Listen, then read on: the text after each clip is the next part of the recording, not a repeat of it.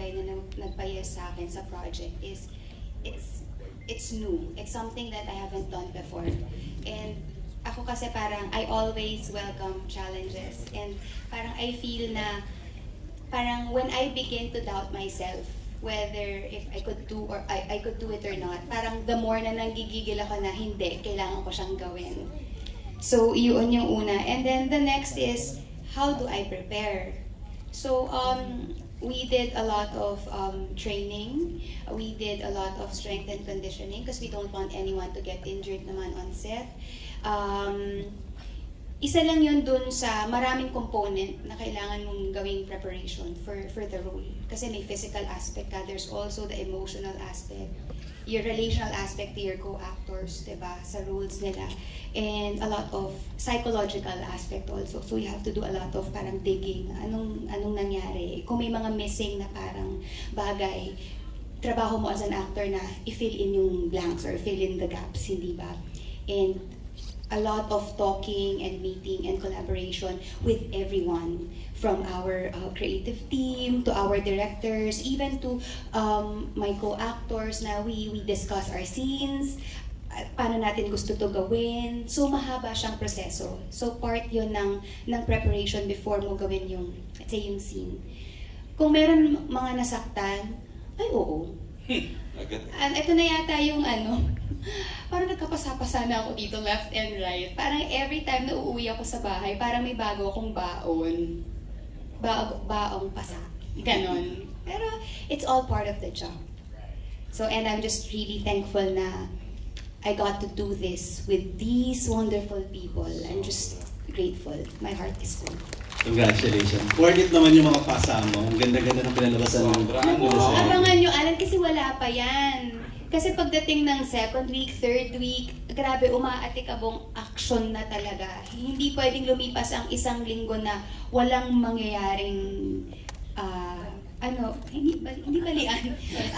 Parang action scenes, ganyan. Ikaw ba yung nagpapa-double or talagang ikaw yung gumagawa talaga ng mga scenes? As much as possible, ako talaga. Share nyo na lang, Jones, yung training nyo ng 5 araw, 1 week. Pero so, araw-araw kayo ni Jody, kayo ni Echo, kayo ni... Di ba, ang dami yung pinagdaanan, parang 6 hours a day. Ang nangyayari kasi, before kaming mag-shoot, kanyari, may masa-schedule na action sequences, hindi binubuo yung routine sa set. Binubuo yun ng stunt director namin prior to the scene na kukunan. So, naglalaan talaga kami ng time for rehearsal.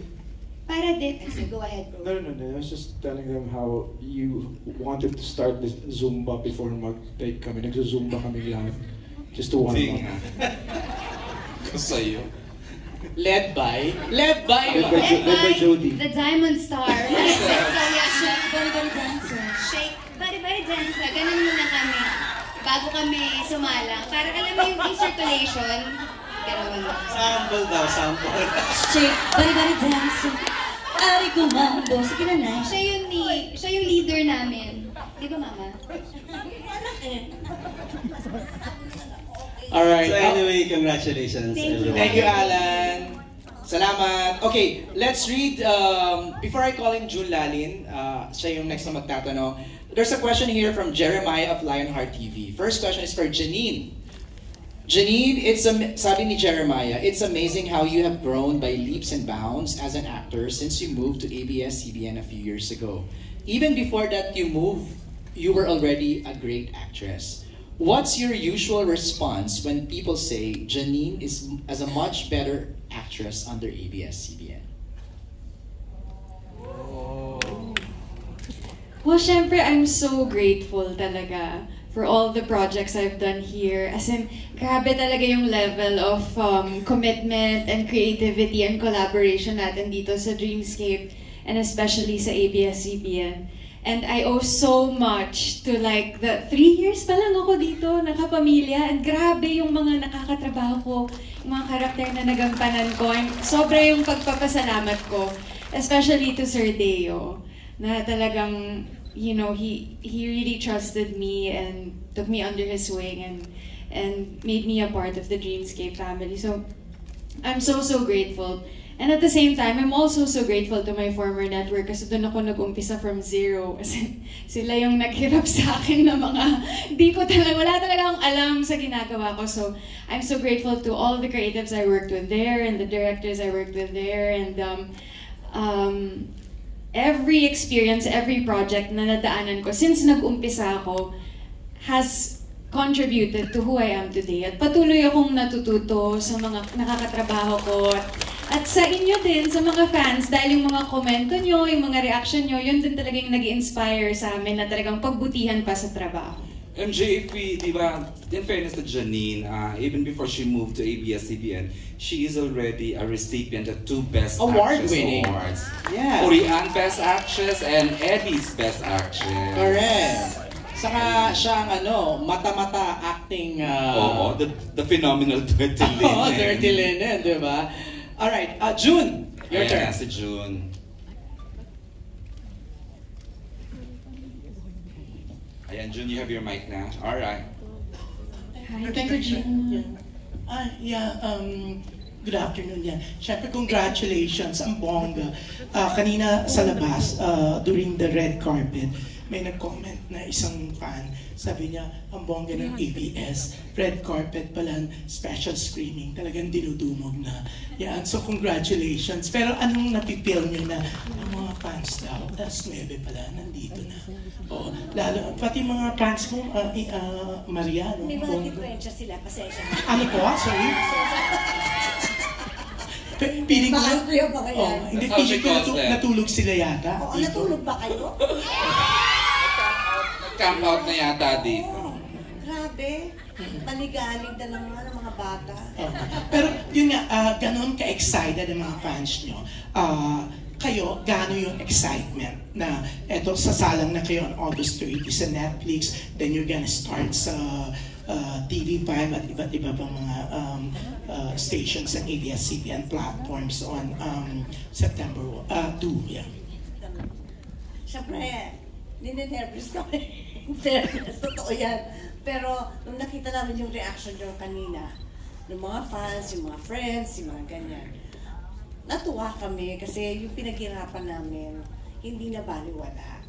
Lalo na yung role ni Jody dito dahil may mga si Jody dito, may mga action scenes ang anak ko dito eh. Oo, ang galing-galing niya. Kailangan niya talaga panoodin. Yan, Julina. Ako, parang minsan namamangha pa rin. Siguro dahil parang first time ulit sa akin yung ganito, nasa ibang generation agad. Pero sobra akong, kanina nung nanonood ako, parang bilang mahilig din ako manood ng mga drama series, parang namamangha ako na yung napapanood ko, ka-eksena ko lang kagabi, yung gano'n, yung energy din nila ay, kumbaga, totoo yon na hindi mo mabubuo ang storya nang hindi binibigay ng lahat ng miyembro yung energy nila. So, kung anumang role yan, basta yung energy nandun ka sa moment na yon, maganda lalabas yung storya. Kaya, thankful, excited, at hindi ako makapaniwala na nasa Netflix siya dahil bilang fan din ng mga series ng Netflix, diba? Lavender Fields nasa Netflix. Kaya thankful, grateful din. Jody. Well, tulad nga lang sinabi ni Inay and ni Ate, na syempre nagpapasalamat tayo, diba? Kasi parang hindi biro yung pinagdaanan ng lahat habang nag-shoot ng serye. Napakahabang proseso, napakahabang development. Maraming nangyayari na lingid sa kaalaman ng nakararami. So, pag nakita mo yung parang finished product, na parang wow, sobrang worth it pala talaga ng mga challenges na pinagdaanan. And parang bigla na lang ma-excite ka na parang ito yung isi-share namin sa audience namin. And sana kung paano kami na-excite, sana yun din yung ma-feel ng audience. Sana ma-move sila, and I just really pray na maka-glean sila ng important life lessons sa ginawa namin. Thank you. Yeah, about you, Echo. Yung mga fans ko kasi mga service crew yun dito sa sa Gateway, kaya maaga talaga sila. So, I can't thank them talaga kasi persado naman sila pumunta dito. If I have fans here, maraming salamat. If I gained new followers here, you guys didn't make a mistake because I'm here to make you happy and entertain you. We have a really great show and I'm so kilig. I can't stop saying it. So to Joel and to Rondell, I just really want to thank these guys because they really, really, really work hard and they care about us and they listen to us. It's because of them that we have a great show. And then the rest kami na nasa harap ninyo. So it's a shame that you're gonna have to watch it again on a smaller screen. But we're so sure na kapag napanood nyo yun sa Netflix at sa lahat ng paborito nyong mga stasyon, may enjoy nyo pa rin yan. Mag-earphones na lang kayo. Naka-plasma TV naman daw eh. Okay, naka-plasma TV pala Oo naman. Sana magka-plasma TV din ako. But you guys are amazing. Love you for being here. Thank you. Yan, si Janine. Janine,